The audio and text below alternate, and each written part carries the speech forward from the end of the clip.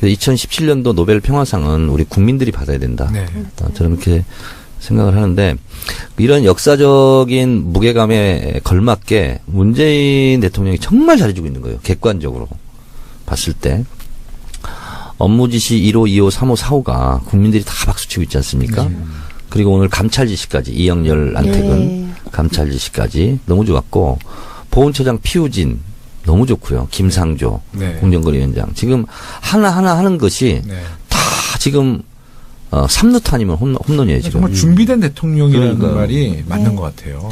그중에서 저는 가장 감동적인 문재인 대통령 출범 이후 양천구 은정초등학교에서 그 마지막 남은 아이한테 쭈그려 앉아가지고 가방에서 사인지 꺼낼 때까지 기다렸다가 사인해주고 온 거. 근데 그 아이가 또 밝혀졌어요. 그 아이가 또 그 사인지를 들고 사진을 찍었어요. 그래서 제가 오늘 트위터에 올렸어요. 그래서 이 아이에게 기쁨을 주셔서 너무 감사하다. 앞으로는 대한민국 모든 아이들에게 희망이 되었으면 좋겠다. 근데 너무 요즘 행복해요. 그래서 이 아이 이게 우리 화면에 안 나오지만 그 아이가 무슨 특별한 사연이 있었던 건 아니죠. 그냥 늦은 거예요. 그냥 늦은 거죠. 근데 박주민 의원 어렸을 때 모습 같아. 빡빡머리에다가. 저렇게 잘생기진 않았고요. 제가 들어보니까 저때 초등학생들이 사인 받겠다 공책이나 수첩 찢어가지고 손을 내미는 학생들이 한 100명쯤 됐대요. 다 일일이 사인해 주셨다 그러더라고요. 근데 얘는 좀 늦어가지고 그래서 나는 이 쭈그려 앉아있는 모습 있잖아요. 제가 최고의 사진으로 꼽습니다. 이 정도로 감동이 있는 장면이 또 있을까 할 정도로. 너무나 아름다운. 그 의원님 말씀하셨던 이제 이영렬 서울중앙지검장이랑 안태근 법무부 검찰국장 그 돈봉투 만찬. 오늘 이제 그 감찰 지시를 문재인 대통령께서 내리셨는데 이 사건이 지금 이제 어떤 내용이었죠? 그러니까 사실은 이영렬이라면 검찰 특별수사본부를 책임지고 있는 사람으로서 서울중앙지검장. 중앙지검장이고 동시에 특별수사본부를 이끌고 있어서 이제 우병우를 비롯한 그 최순실 국정농단 세력에 대한 수사를 담당하고 있는 사람이죠. 근데 이제 수사가 종결되고 나서 며칠 있다가 그 안태근이라고 하는 검찰국장하고 자리를 같이 하면서 서로 돈봉투를 주고받았다는 거예요. 검찰 관계자가 7, 8명 있었다 그러죠? 근데 이 안태근이라는 사람도 우병우 라인으로 분류되는 사람일 뿐만 아니라 사실은 우병우하고 국정농단 사건이 불거진 이후에 1000번 넘게 통화한 그 사실이 밝혀졌던 사람이에요. 그래서 과연 이 자리가 적절하냐라는 것에 대한 문제 제기가 있었었는데 검찰은 그걸 무겁게 받아들이지 못하고 그냥 원래 있던 일이다. 이런 관행이다. 관행이다. 이런 식으로 해명을 한 거예요. 근데 세상 바뀐 줄 모르는 거야 지금. 그러니까 문재인 대통령이 오늘 경로를 했다 그러더라고요. 소상히 감찰하고 특히 이제 특수활동비라고 불리는 제대로 명도가 잘 밝혀지지 않은 활동비들이 주어지는데 그 내역까지 다 조사해라. 이런 식으로. 활동비가 활동 전에 줘야지. 활동 다 끝났는데 주기 무슨 활동비야. 경력금. 근데 문재인 대통령이 우병우 잘 빼줬다. 그 경력금 아닌가 혹시? 문재인 대통령이 경로할 자격이 있습니다. 왜 그러냐면 청와대 총무비서관 특수활동비를 취급하는 다루는 그 총무비서관의 이정도 비서관 했잖아요. 저는 이번 인사 중에서 가장 놀랄만한 인사였습니다. 총무비서관. 그러니까 노무현 대통령 때 특수활동비가 1년에 100억이었어요. 근데 노무현 대통령을 반납하는 경우가 많았답니다.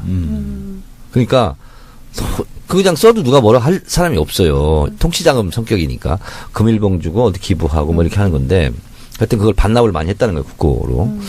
근데 이번에 문재인 대통령은 얼마나 책정될지는 몰라요. 그건 이제 국가보안이니까. 근데 노무현 대통령은 김대중 대통령의 한 3, 4분의 1이었다고 그래요. 그때는 더 많았고, 김영삼 대통령은 또 뭐 천문학적인 숫자였고.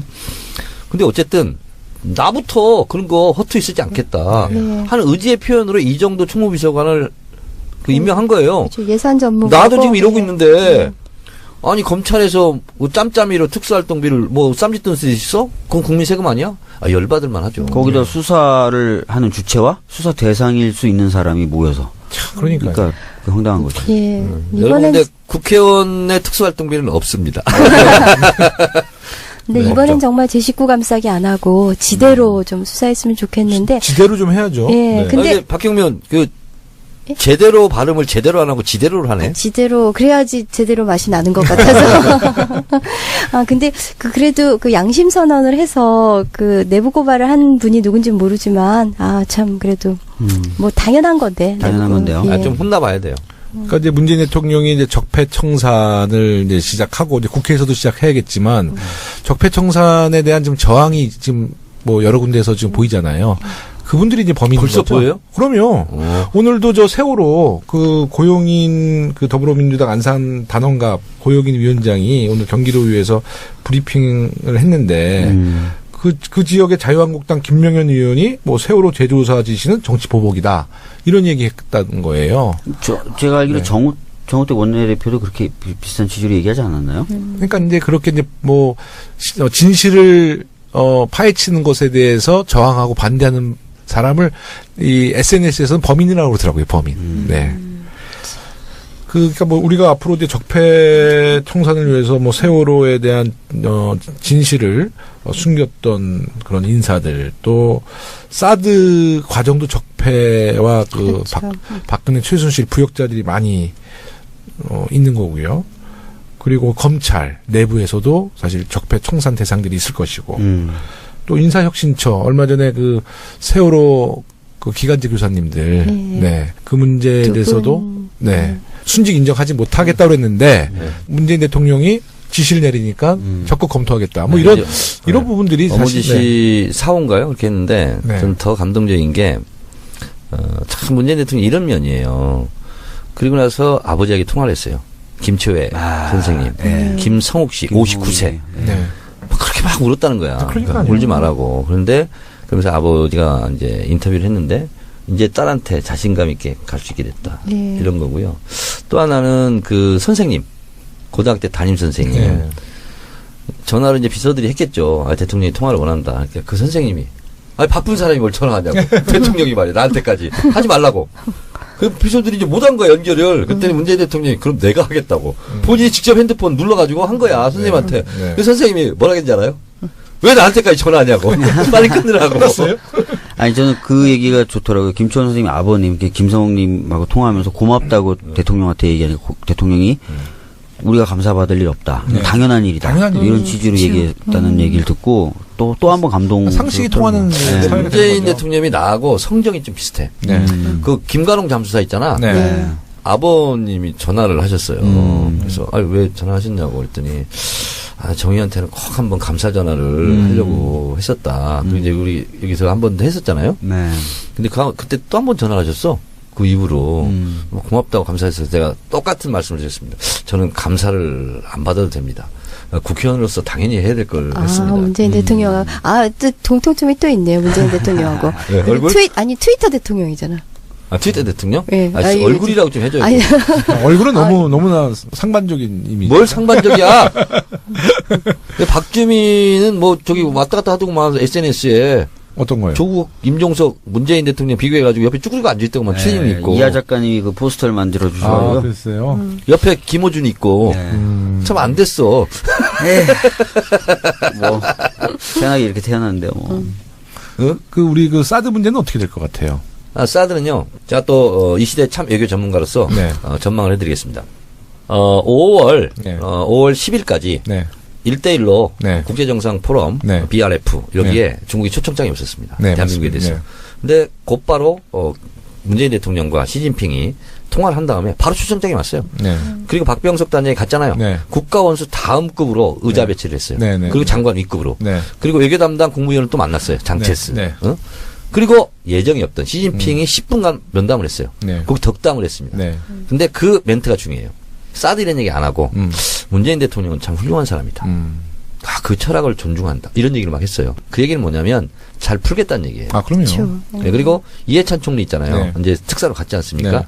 선물을 갖고 올 거예요. 갖고 오고 우리 러시아 특사 박주민이. 러시아. 아까 우리 특사 얘기 좀 했긴 했어요. 그랬어요? 그리고 네. 미국하고도 관계 개선 조짐이 착 보이는 게 네.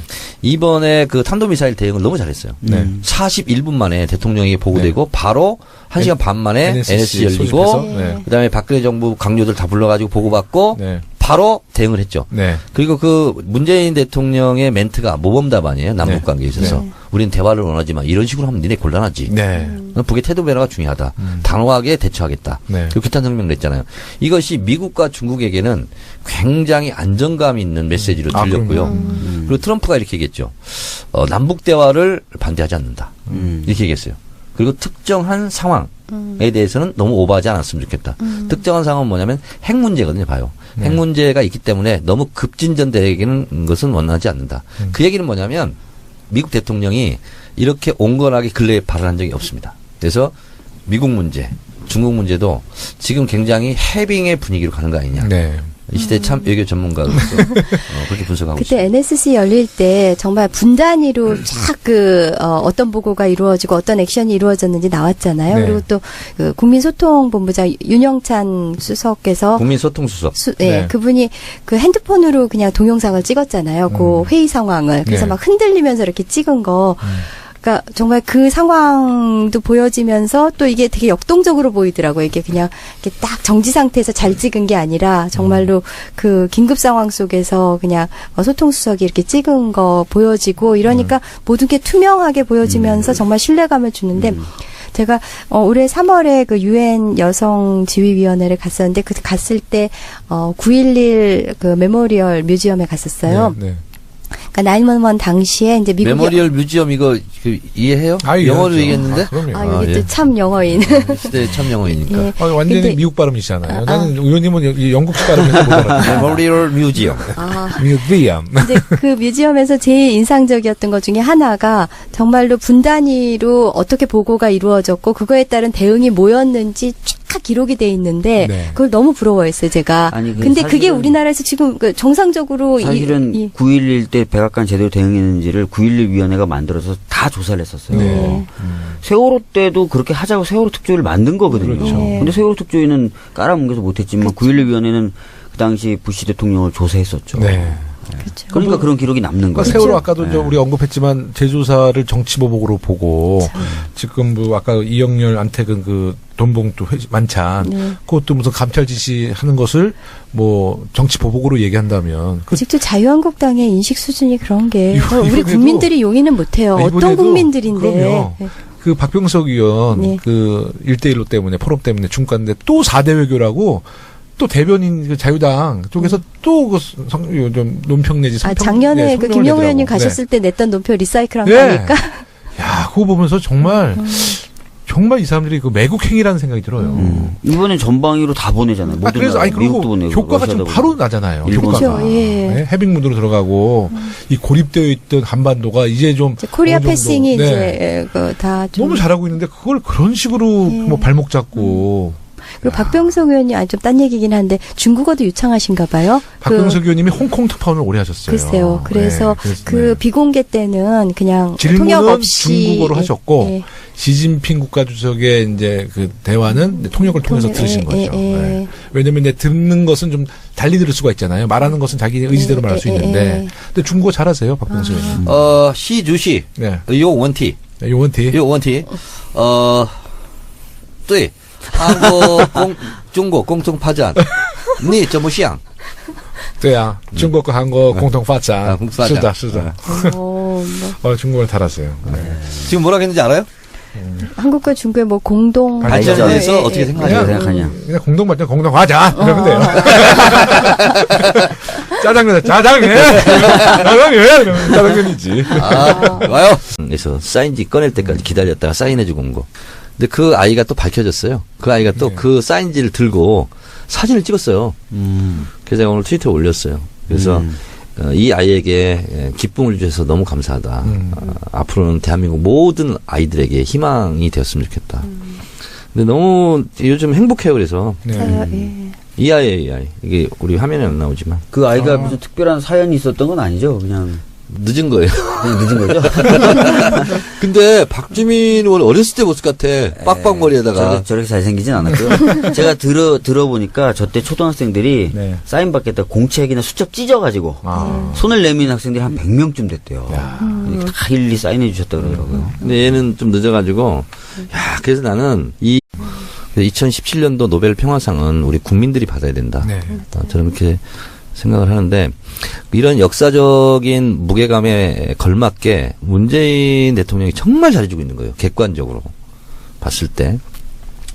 업무 지시 1호, 2호, 3호, 4호가 국민들이 다 박수치고 있지 않습니까? 그리고 오늘 감찰 지시까지, 이영렬, 안태근 네. 감찰 지시까지 너무 좋았고, 보훈처장 피우진 너무 좋고요. 김상조 네. 공정거래위원장 지금 하나하나 하는 것이 네. 다 지금 3루타 아니면 홈런이에요 지금. 정말 준비된 대통령이라는 그러니까요. 말이 맞는 것 같아요. 그 중에서 저는 가장 감동적인 문재인 대통령 출범 이후 양천구 은정초등학교에서 그 마지막 남은 아이한테 쭈그리 앉아가지고 가방 이 쭈그리 앉아 있는 모습 있잖아요. 네. 제가 최고의 사진으로 꼽습니다. 이 정도로 감동이 있는 장면이 또 있을까 할 정도로. 아, 너무나 아름다운.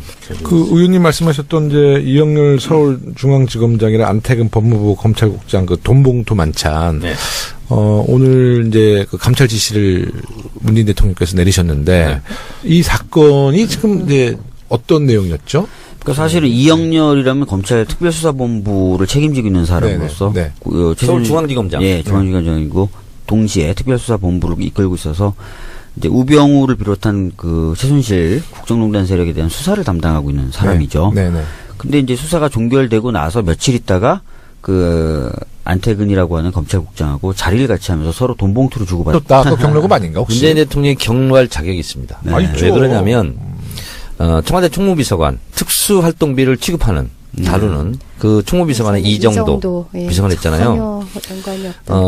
저는 이번 인사 중에서 가장 놀랄만한 인사였습니다. 총무비서관. 맞아요. 예.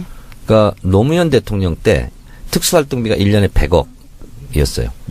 근데 노무현 대통령을 반납하는 경우가 많았답니다. 그러니까 그냥 써도 누가 뭐라 할 사람이 없어요. 통치자금 성격이니까 금일봉 주고 어디 기부하고 뭐 이렇게 하는 건데 하여튼 그걸 반납을 많이 했다는 거예요. 국고로. 근데 이번에 문재인 대통령은 얼마나 책정될지는 몰라요. 그건 이제 국가 보안이니까. 근데 노무현 대통령은 김대중 대통령의 한 3, 4분의 1이었다고 그래요. 그때는 더 많았고 받았다는 거예요. 검찰 관계자가 7, 8명 있었다 그러죠? 네. 네네. 근데 이 안태근이라는 사람도 우병우 라인으로 분류되는 사람일 뿐만 아니라 사실은 우병우하고 국정농단 사건이 불거진 이후에 1000번 넘게 통화한 예. 그 사실이 밝혀졌던 사람이에요. 그래서 과연 이 자리가 적절하냐라는 것에 대한 문제 제기가 있었었는데 검찰은 그걸 무겁게 받아들이지 못하고 네. 그냥 원래 있던 일이다 이런 관행이다. 식으로, 네, 관행이다 이런 식으로 해명을 한 거예요. 근데 세상 이제 바뀐 줄 모르는 거야 지금. 예, 그러니까 문재인 대통령이 오늘 경로를 했다 그러더라고요. 네. 소상이죠 감찰하고 특히 네. 이제 특수활동비라고 불리는 제대로 명도가 잘 밝혀지지 않은 활동비들이 주어지는데 네. 그 내역까지 다 조사해라 이런 아니, 식으로 활동비가 활동 전에 줘야지. 활동 다 끝났는데 주기 무슨 활동비야. 경력금 근데 문재인 대통령이 우병우 잘